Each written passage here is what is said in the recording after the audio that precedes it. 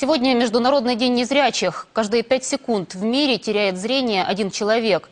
Тогда их глазами становятся родные люди или специально обученные собаки. Но есть уникальные случаи, когда слепые начинают видеть с помощью так называемого альтернативного зрения.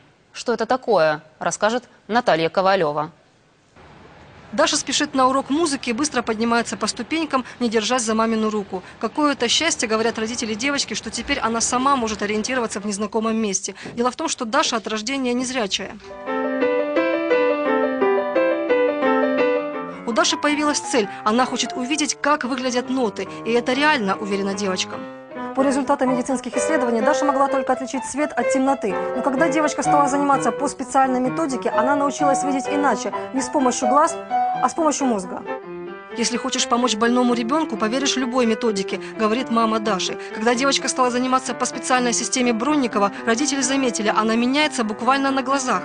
С таким диагнозом не рисуют, не читают. То есть она может что-то нарисовать, может почитать. Вот в этом году мы велосипеды купили, ей, братику, большие, для подростков, ну и для взрослых, мы сами на них катались.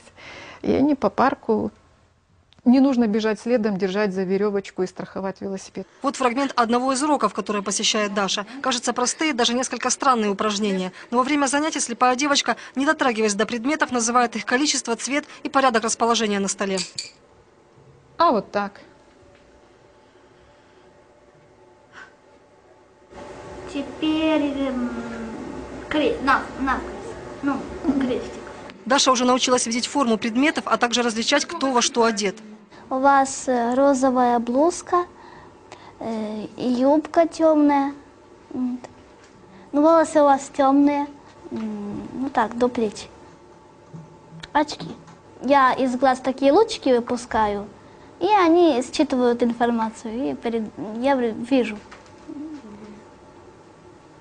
И я ими управлять умею. Процессы, связанные со зрением, до конца не изучены, но все подчинено строжайшему порядку. Вначале наши глаза воспринимают свет, затем запускается каскад химических реакций, возникает электрический сигнал. Он передается в зрительные зоны, в затылочную часть головного мозга. Именно там и рождаются визуальные образы. Профессор Геннадий Жабоедов вспоминает, в 70-х в Советском Союзе изучали, как человек может получать информацию с помощью так называемого альтернативного зрения. Появилась Роза Кулешова, может быть, о ней слышали, которая вдруг объявила, что она может читать любой текст с помощью рук. Она угадывала портреты и просто прикладая руки. Этот феномен в принципе остался загадочным до настоящего времени. Не все ученые воспринимают такие возможности человека всерьез, и в метод Бронникова тоже не верят. Но 12-летней Даше научные доказательства не нужны. Наталья Ковалева, Дмитрий Паденко, Александр Пономарев. Подробности телеканал Интер.